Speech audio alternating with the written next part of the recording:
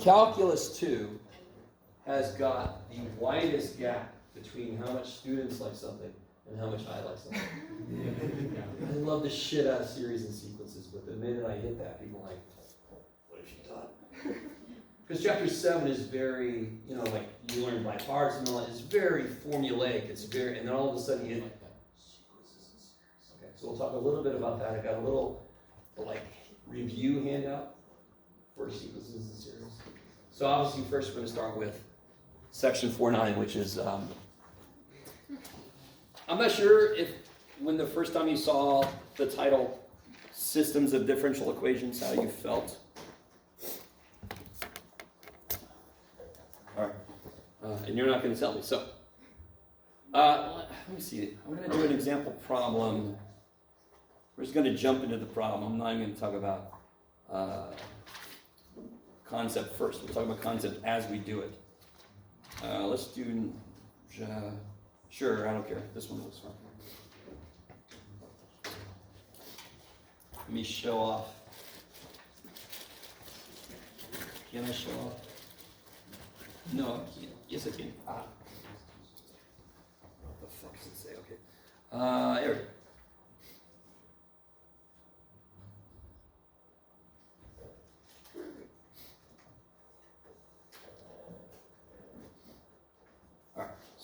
Talk about some concept here. Now, first one's supposed to be an X, by the way. That would make a little more sense. Can anyone tell me, that seems,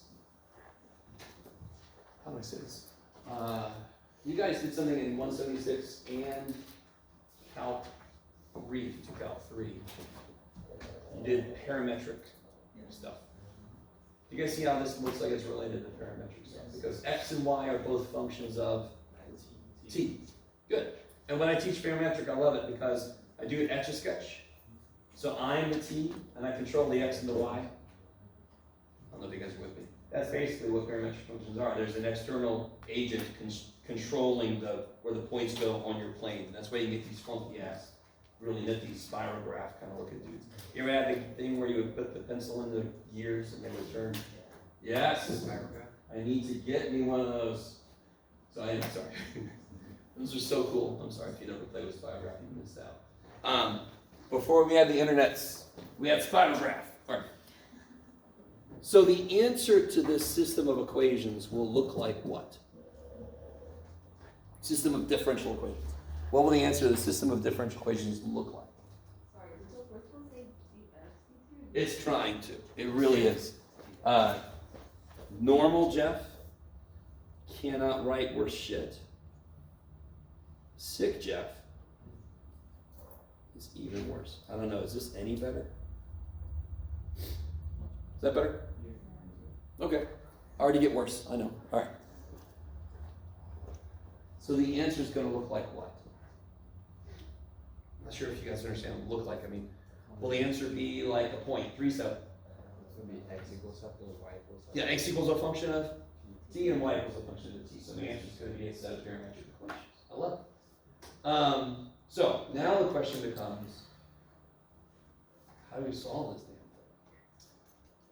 thing? Do you understand? Couldn't I solve both equations for t? Yeah. And then I can equate what I get to each other? Do you see how quickly that wouldn't do shit for me? Because have we talked about how to handle a differential equation that has 2 different dependent variables in it? No, we have not. So let's not suddenly make this into that. So let's not do that. So you all, especially nonlinear algebra people, you all should be very familiar with solving systems of equations and how to interpret the answers and so forth, right? The weird thing about differential system of equations is that not only can I multiply, add, eliminate, substitute, I can also take derivatives of to get things to match. You guys am I with me? So for example, if I took the derivative with respect to t of the second equation, what do I pick up that is in the first equation? dx dt. You guys follow? So again, how do I solve systems of equations? I either try to substitute by solving and then plugging in, or I try to match things so I can eliminate. Same idea. But now I just have one more thing. Not only can I multiply and add, subtract, I can also take a derivative of. So in order to make this easier on the eyeballs, because they don't want to have to keep writing d squared x over dt squared, right? Because I'll have to write. We're going to bring back something I talked about momentarily. And if you did the extra credit annihilator section, this will be a lot more familiar. But this is where I like to talk about the idea of, and you know, just deal with this. I can't remember if the book calls it this, or if this is just my weird-ass memory, but let me just call it the differential operator notation.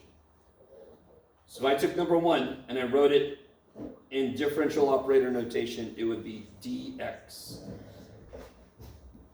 And number 2 would be dy.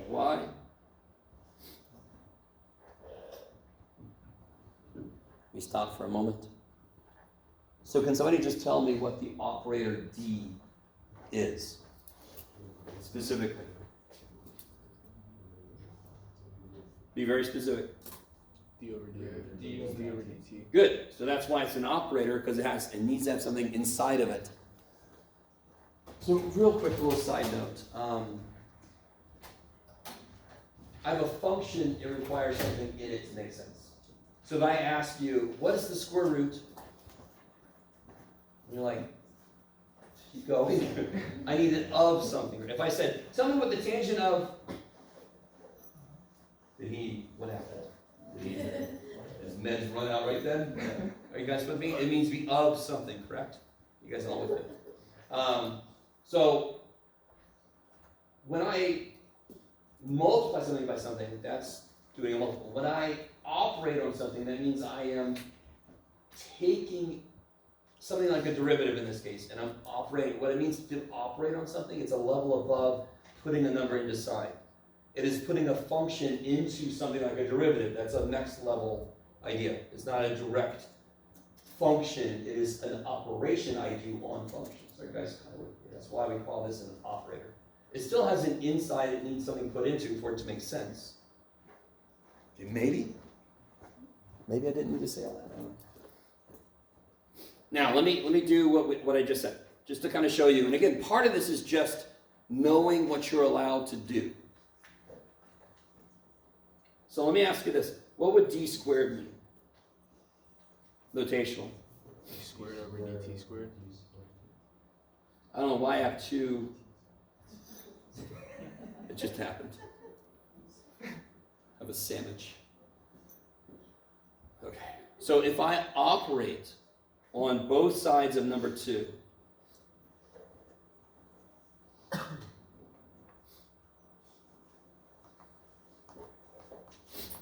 that means I am doing d by dt to both sides, correct? I need you to really understand. The notation we use, if I use this notation, all the work involved becomes a lot easier to kind of put your eyes on and see what's happening. I don't want to write d by dt, d squared, dt squared everywhere. Let me just use this notation instead, okay? So what the hell? I'll do half of this. Oh man, all right. What happens to this side? Yeah, the derivative of x with respect to t, I don't know what it is. Now what is the derivative of t with respect to t? 1, okay.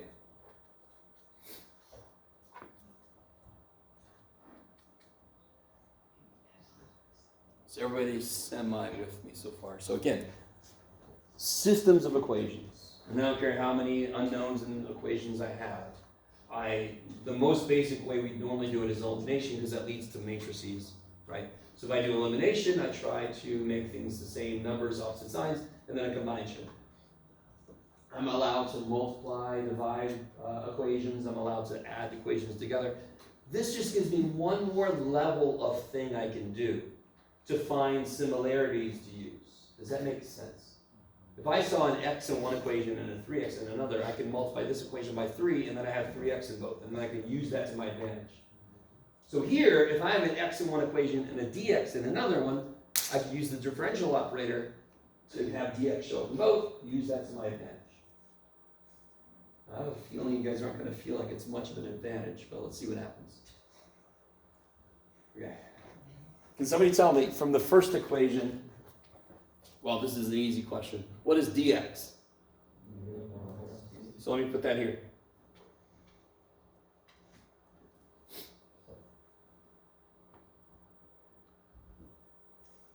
All right, so I just replaced dx with negative y plus t.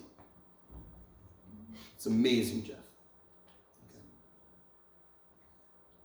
Okay.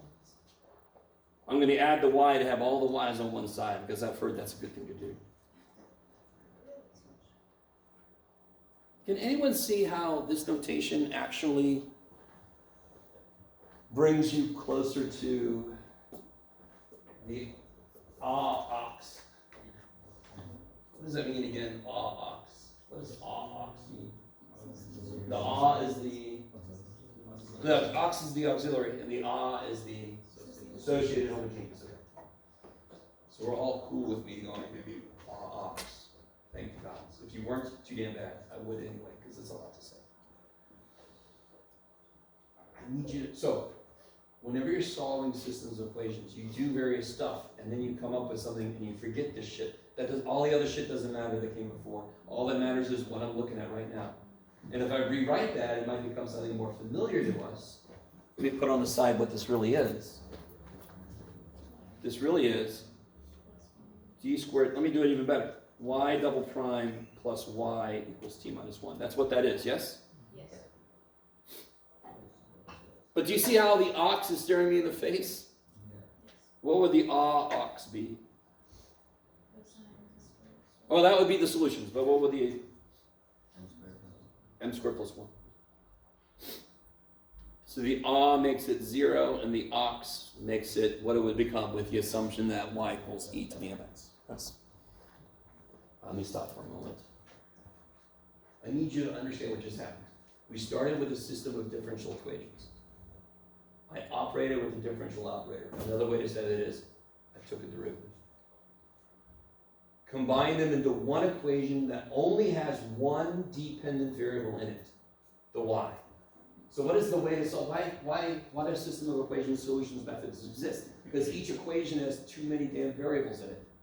So every way to solve it is killing some of those variables. Either you subversively, like evasion of the line statutes, replace x with some function of y or whatever. Are you with me? That's the substitution method. Right? I always think of evasion of lines as just, we're coming! Sorry. Or you very directly kill some shit. There's too many variables, let's kill the y's, right? Okay, I like it. Nature's brutal.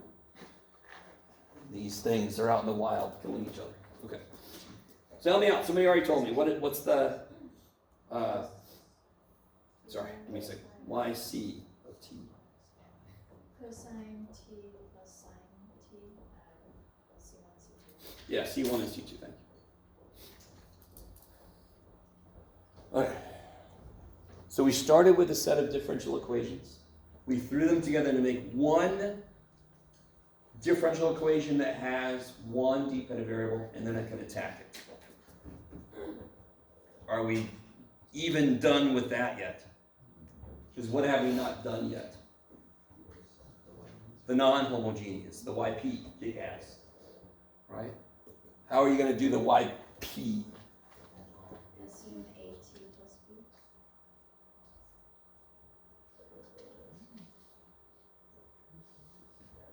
Let's see if I can do this. All right. So here's my equation. What am I going to assume YP looks like? At plus b. Correct? You with me? Remind me, guys, real quick. How many problems did I assign from this section? Somebody have their homework paper right there. I don't think I assigned too many, did I? Sounds about good. Sounds good.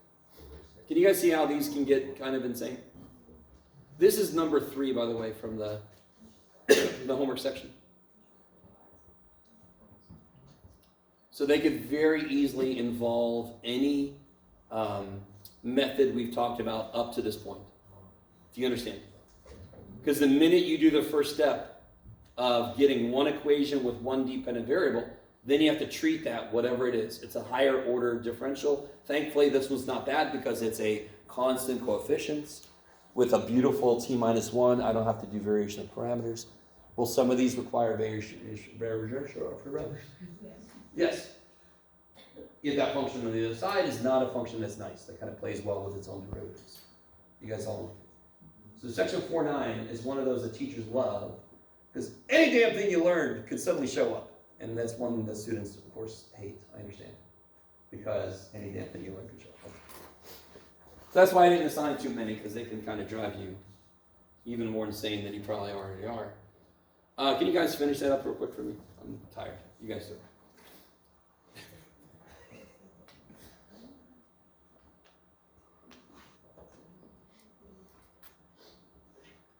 You can use the new notation if you want to. This one's not too bad, right? What's dy? Hey, what's d squared y? 0. So notice, if the order of the dE is more than the degree of the polynomial, y equals this is the answer. Some of you guys probably noticed that already. I can't remember if any of the homework I gave you did that, but does that make sense? You don't have to memorize that. You don't have to apply that.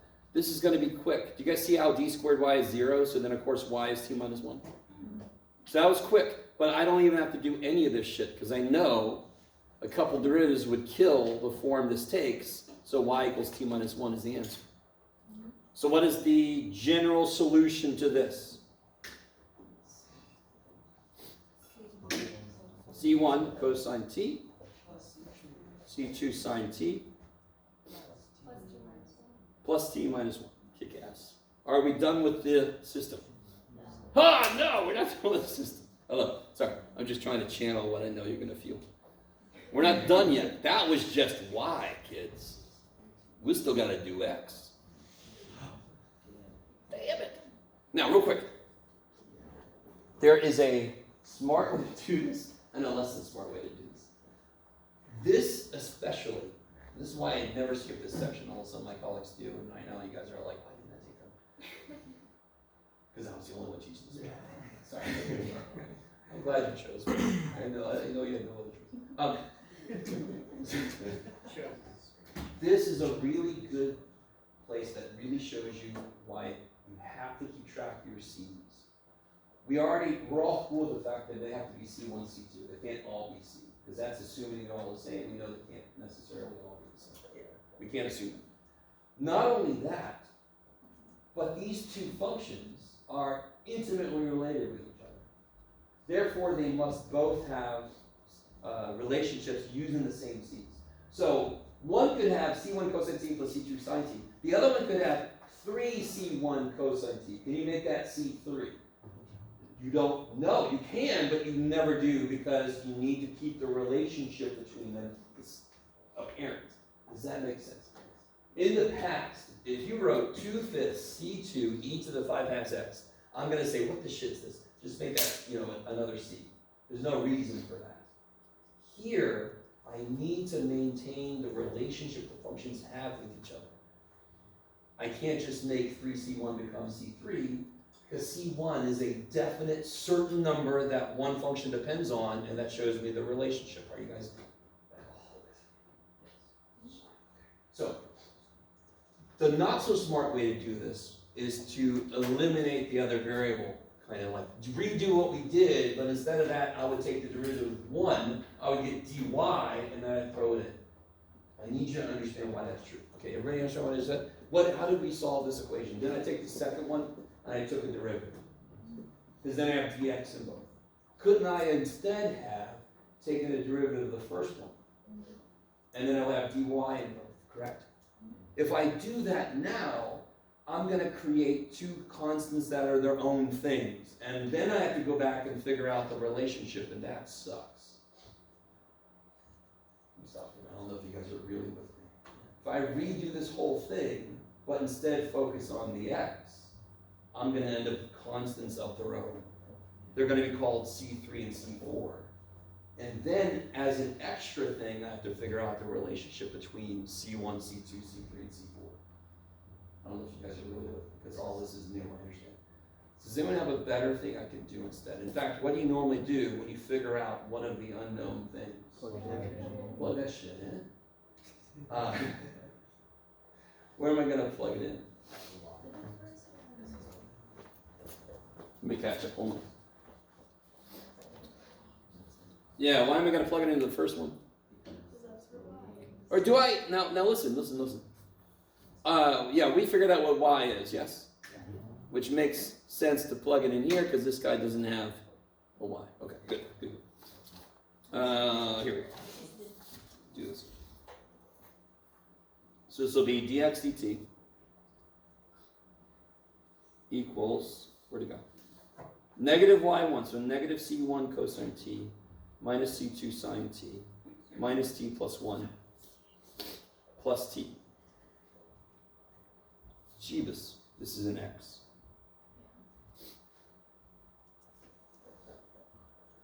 What do you guys think we should do with that? Good! First thing is kill those, and then what? What am I trying to solve for now? Integrate. Yes, okay. Alright, take a minute and do that. Does everybody see that? I'm trying to figure out what x is. So just integrate it. Go for it. Let's see, what's the other example?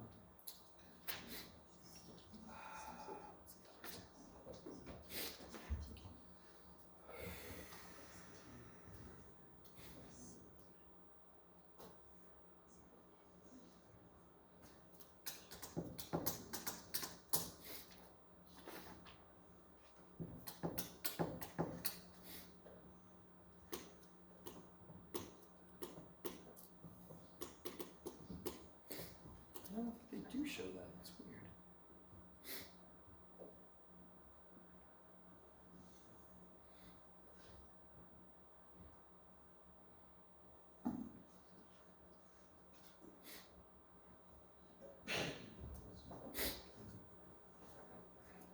All right, so what do you get for x?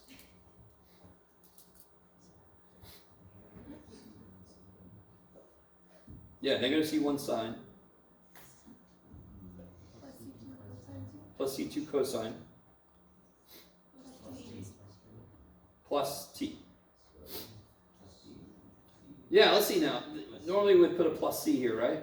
It would have to be c3 exactly. Well, let me take this off.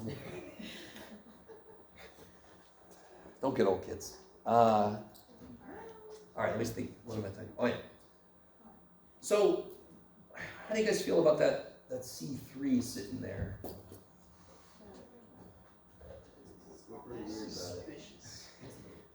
So y only needed to, in fact, in general, wouldn't x come from a second order dE if we did everything we did with y in the first place? Okay, so there should only be two constants, correct? You guys all with me? So let's go back. This started from here. Okay.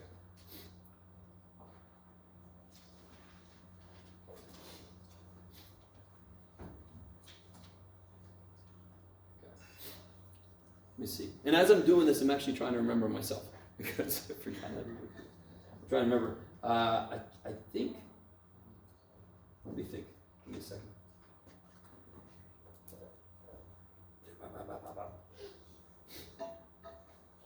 Let me think.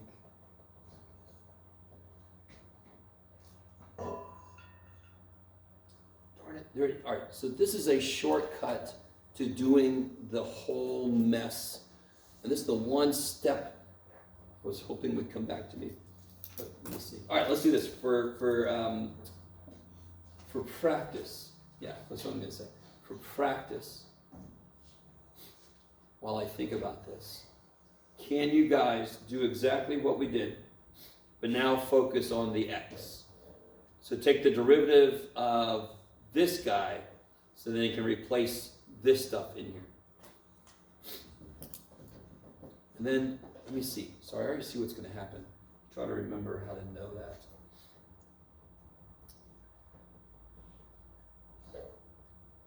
Yeah, this is a method the book doesn't show, but this is how I used to do it. And that's the one step I can't remember.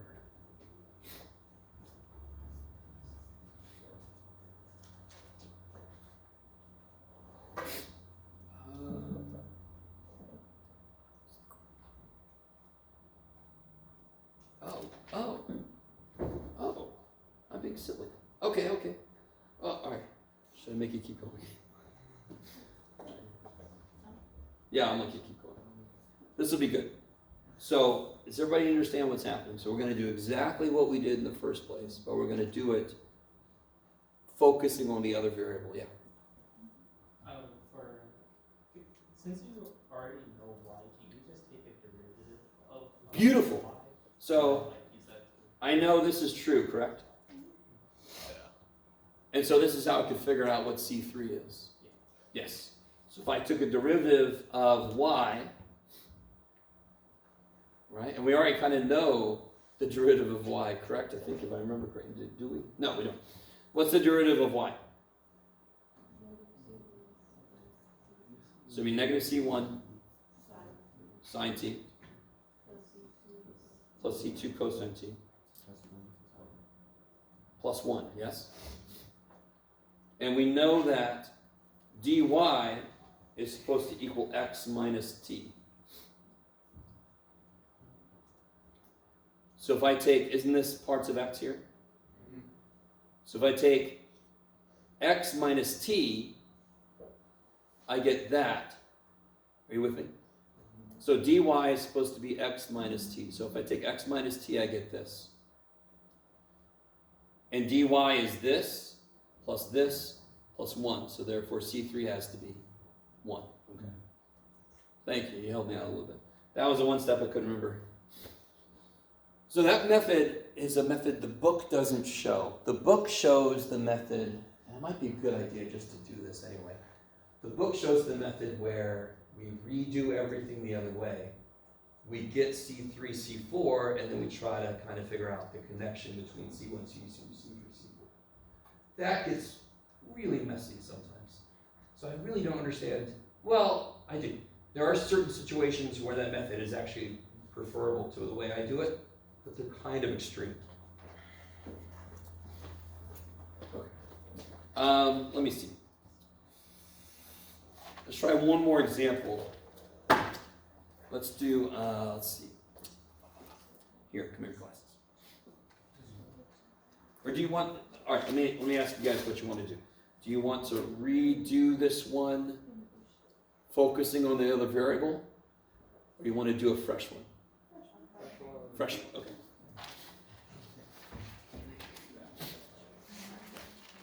Let's see. Let's do one with it. Yeah, let's do one like that.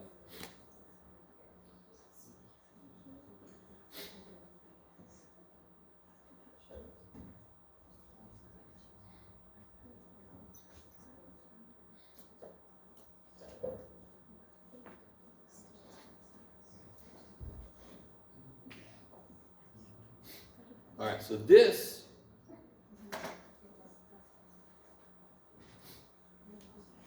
is all right. Equals 3. Yeah. All right.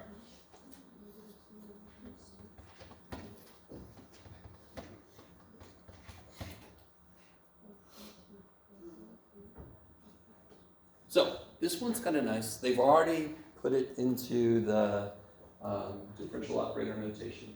This one looks a little bit more like your regular elimination. So here's what's weird, real quick. Let's focus on the d plus 3 operator.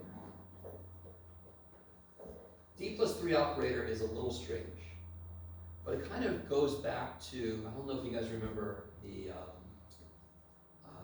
L operator we talked about earlier this semester. It's a while back. D plus 3, what do you think that would do to x for you? And just to remind you guys, of course, d is what again? D by dt. So this one's, the d plus 3 operator is a little bit weird because it's composed of a differential operator and a constant multiple. That's really all it is. So d plus 3x would be derivatives of x with respect to t plus 3x.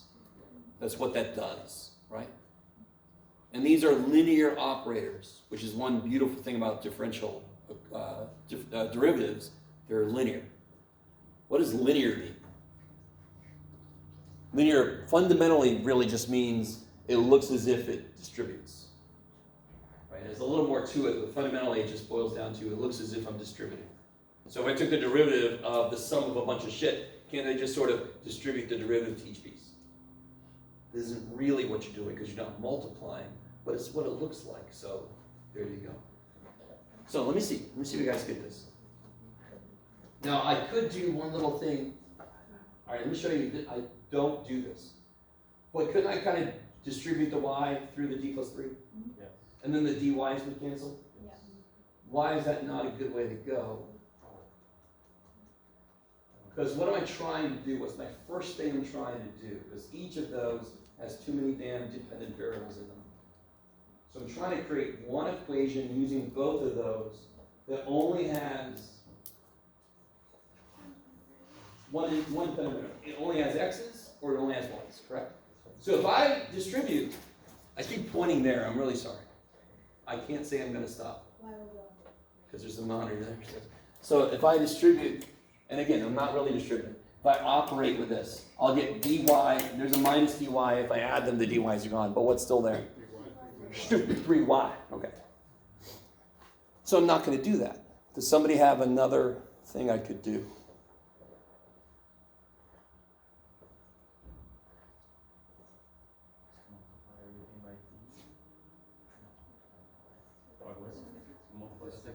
Operate on things with d. What would that do for me? You can multiply it at the bottom and then maybe remove the dx squared if you want to do that one. But then this would be a 3x, see that? Or there would be like a 3dx. Yeah. What? Oh, I was gonna say when you set the equation equal to dx squared, but the x is still x on I understand. divide by d plus 3. Oh, now be careful. Okay. I love that you said that. Why can't I not do that? And the way that we use this notation really makes it visually easier. And there I am again pointing at the monitor. Sorry. Makes it visually easier to kind of work with. But then we start to believe shit like, and again, you are perfectly fine with suggesting that. But it's exactly like a student learning trig saying, and I say, solve this, and they're like, oh yeah, that's well, let me make it something that works. Oh yeah, that's easy, let me just divide my sign. There we go, x is 7.7 divided by the sin of everyone. Is it ready? Because I knew math was the root of all evil. All right. Is everybody with me? Sine is a function of something, so it's sort of like a lower level operator. I cannot divide by an operator. So here's the trick. You ready? If I take the first one and I do d plus 3 to it.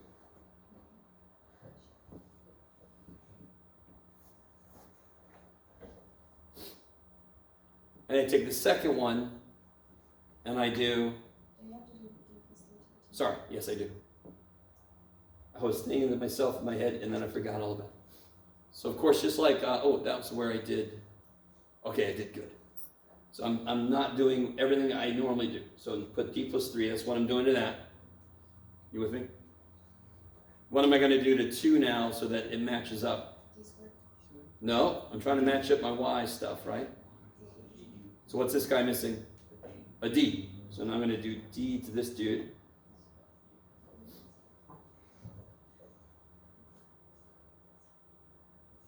Oops, should be a plus. Good job, Jeff.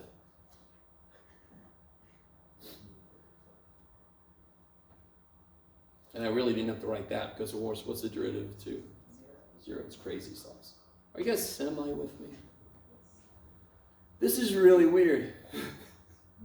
But I am taking derivatives of both sides so that now what can I do with this, of course? I can add these together. These cancel. Here I get d squared d plus 3x plus d plus 3x equals What do I get here? What's the derivative of t with respect to t? Derivative, I'm sorry, 3 times t. And of course plus 0. Okay. So I get this thing. Look at that thing. Just gaze upon that thing. Poor little dude. Let me stop for a moment. I'm just going to stand here for just a moment. So, it is at the same time better and worse than you thought, is what I'm thinking you should be feeling like. Yes, you. Did you change that second question? I might have. Let's find out. Which one? The second, the first one, the left of the equal sign at the bottom of the question. All the way above, the left. Is that an X or a Y? The Y. Oh, these cancel. Sorry, these cancel. So then this one, plus this one. This plus this cancels, and then this plus this. Is that cool? Okay. I appreciate that, though. Please, dear God, help me. Okay. I like to remind everybody, we're all in this together. So, I just happen to have, done more problems. Whoop-de-doo. Who cares? We can all do them. Okay. Does anyone see something that's going to make this kind of nice to work with? No, Jen. What would the ox be?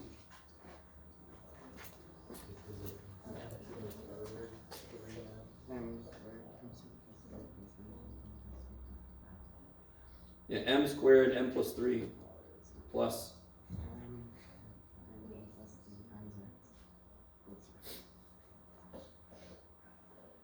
Again, it's kind of nice when you use differential operation notation, it pretty much is already in the auxiliary equation form.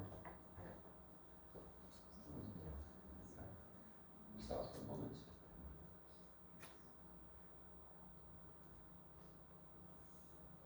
Why does this make sense? What's the order of the first term in the DE? Order of the first term in the DE. Third order. And what's the degree of the first term in your ox? Third degree, yes? Okay. Yeah, that matches. I guess I'm all with you. So it's exactly like the one we did earlier. When I use differential notation, differential operator notation, it's kind of already in auxiliary form for me. That kicks so much ass. But only if I have the same dependent variable, then we gotta work together. How do you factor that thing? Take out an equal three, And and then an m. So I have one m left here and just a 1 left here. So I get m equals 0, negative 3, negative 1. So what's my yc? I'm sorry, xc. So see what I just did?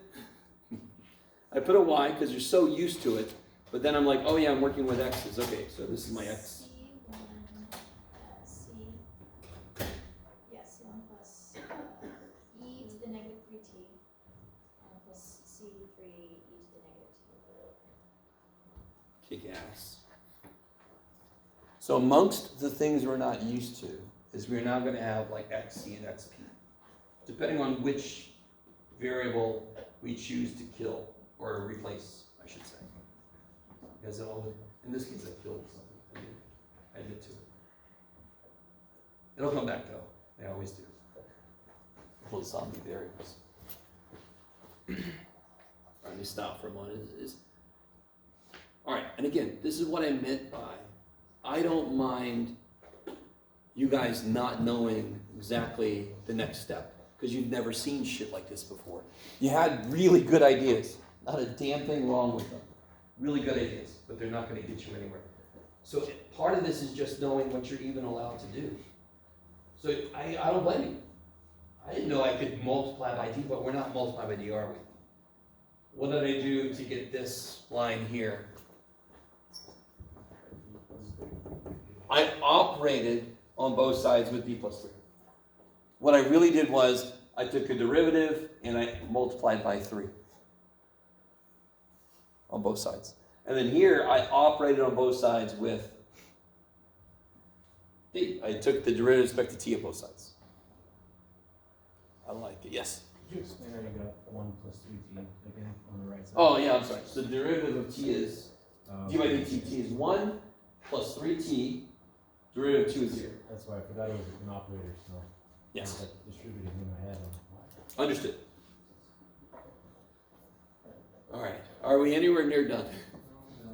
So the answer is going to be an x of t and a y of t. And x is going to have an xc and an xp, and y is going to have a yc and a yp. Yes?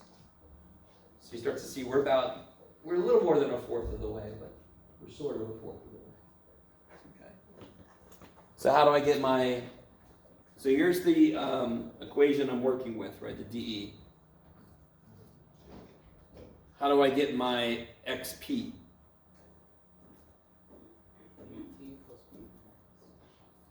Let me write this again, sorry. So I got this equation.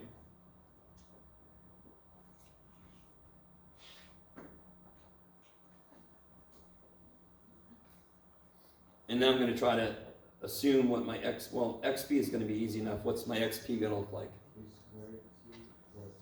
Yeah, and not totally easy because a constant would make it 0, correct? So normally I would want to make this at plus b, yes? But I have to make this at squared plus bt.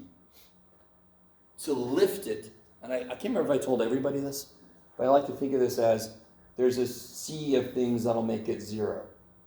And what's kind of nice about me just coming up with this is that's nice because that's like the yc and the xc shit. There's a sea of shit that'll make it 0.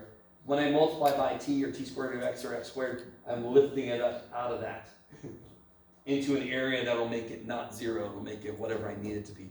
I don't know if that helps, if that hurts, if you get seasick and you don't want to think about it. I don't know.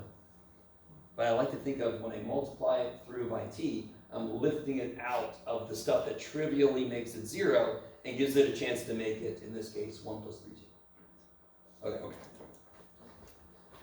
And then what do I do? Now, one thing I could do is I could rewrite this to be a little more closer to what we are used to. Yes? Okay. Another thing I could do, let me see. How is this? Do you see how this is going to have at least a second derivative involved? So, second derivative of this is going to be, well, because I had to multiply, it's going to be something. All right, so let's do this instead. Several ways you can go forward with this. You could rewrite everything in terms of d by dt, so it looks more like what we're used to, or x double prime kind of stuff. Are you guys kind of with me? You could do that if you want to.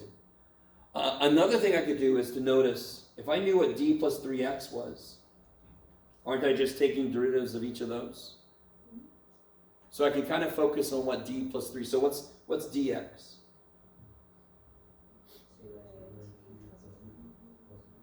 Good.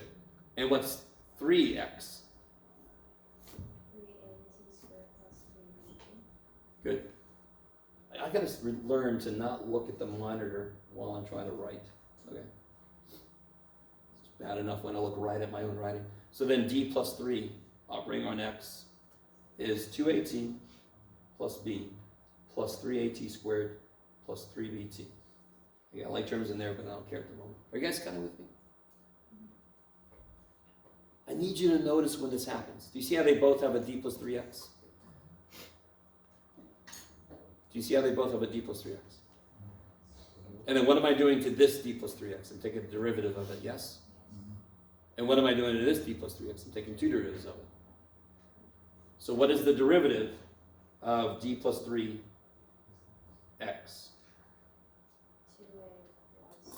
2a plus 6a t plus 3b. Good. So what's the second derivative of d plus 3x? 6a.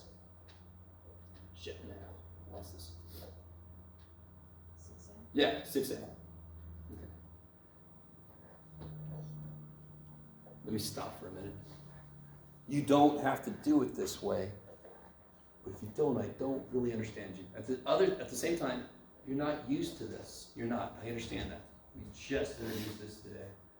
but I want you to know this notation is out there and how it helps. It hurts also, because you sort of lose touch with what it means, and you start doing stuff like dividing by d and stuff. Because your brain just says, oh, it's just a letter, who gives a shit? Right, so you gotta keep reminding yourself when you're new to it, what that really means, what you're allowed to do with it. So now I can rewrite this equation. I know what this is, it's 6a. I know what this is, it's 2a, 6a, 3b, 6at. Yeah, lost my t.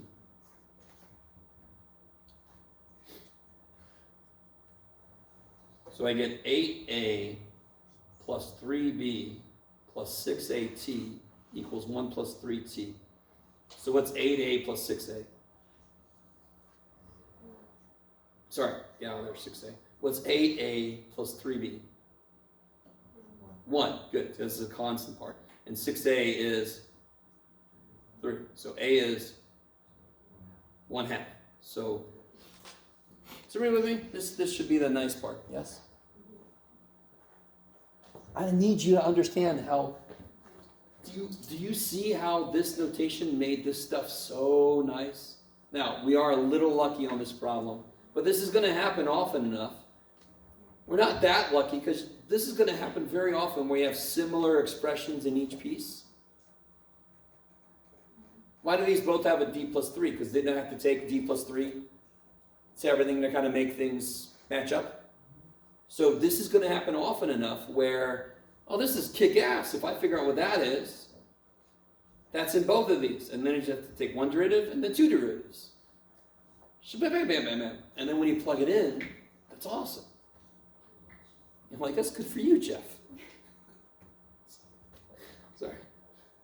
So what's b going to be? A is 1/2, so this is 4 plus 3b equals 1, so that b is -1. Not -1. Is it? Yes, it is, Jeff. Okay. So then I get, what's my answer? So my x is going to be, where is my xc? There it is. C1 plus C2 e to the negative 3t plus C3 e to the negative t. Plus 1/2 t squared plus, minus t. How do you guys feel about that? Okay, thank you. Thank you for pretending.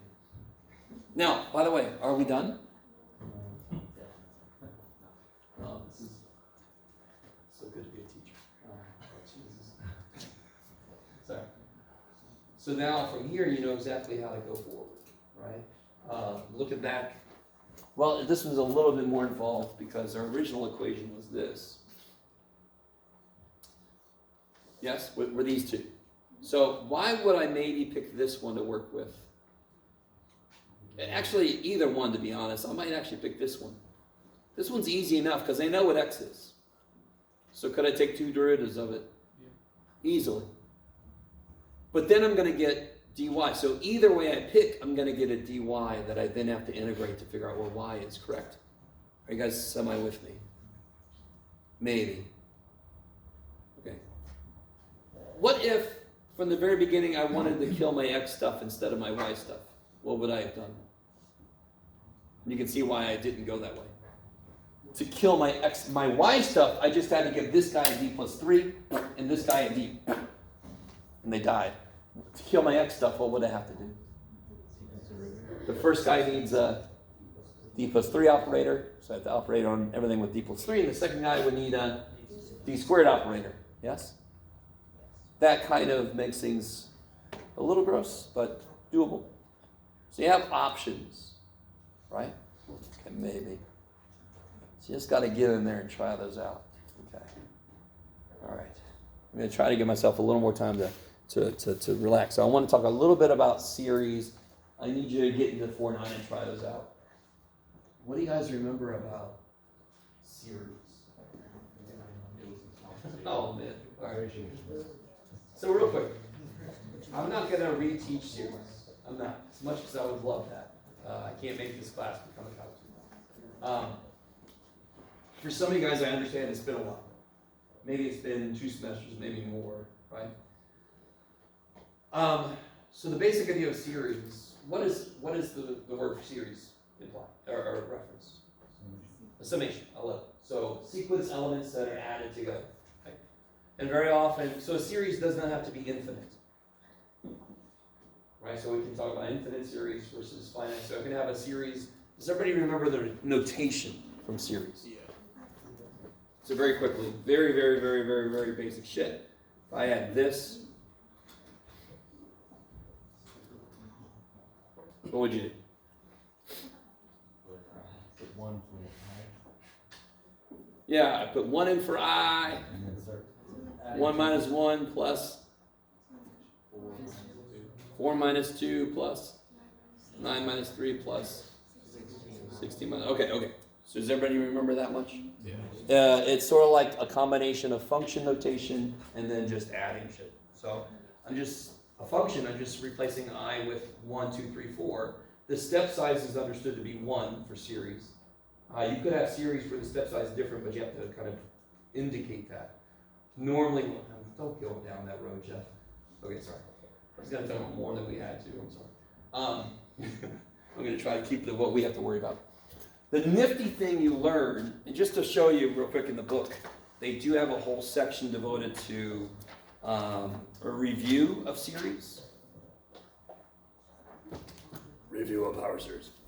And here's the beautiful thing. Does any of this look familiar? Now, of course, this is how you prove my one shirt that I wear. Let me zoom in on this a bit.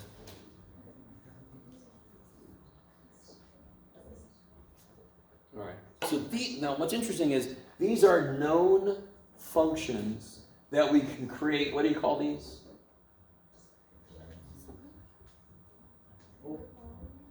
What's the dude's name?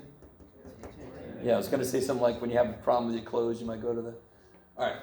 So these are Taylor series. And actually, they're probably McLaurin series. If I don't know what this says, what it was built around. It says it up top? Yay, McLaurin series. Okay.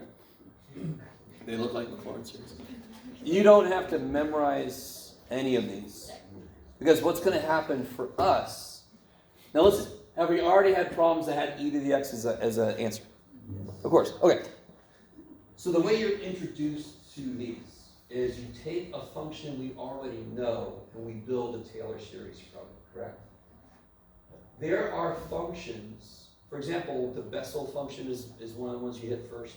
That's the one I think that does, if you have a really big speaker in the back of your car, if you're one of those people, then you can have the function that kind of represents the oscillations of that speaker.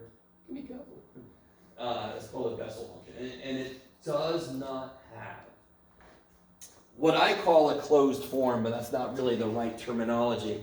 It's a series that does not have this. It's a series. It's a function defined on a series.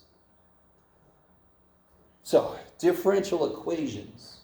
The answer to a differential equation could be an infinite series that does not match up with any known functions. It's just an infinite series. So if that happens in real life, we can then, you already know this. If I get an answer to a differential equation that is coming from actual real life observations and I gotta do shit with that, I take as far out as I need to be within my tolerance. Right? Close enough for government work, that kind of thing. You guys kind of, so any Taylor series I create, I have the option of stopping somewhere because I can't go to infinity very easily. You guys are with me. Approximation. Yeah, exactly. You make approximations, so you just know where to stop. In fact, part of Calc 2 was figuring out how far out to make the error less than something. Yeah, okay. We're not going to do all that, by the way. So let me give you this, and then we'll call it a day. This is a little review. We might try some of the problems from this next time. But please come ready with questions from section 4.9. And if somebody on WebAssign, I'm going to try to remember by the time I get to my office. But don't bank on that. So if you're on WebAssign, please remind me to put section 4.9 homework. I'll check later this afternoon. And maybe some 6. Yeah, please do, yes. Keep me honest. I'm hoping.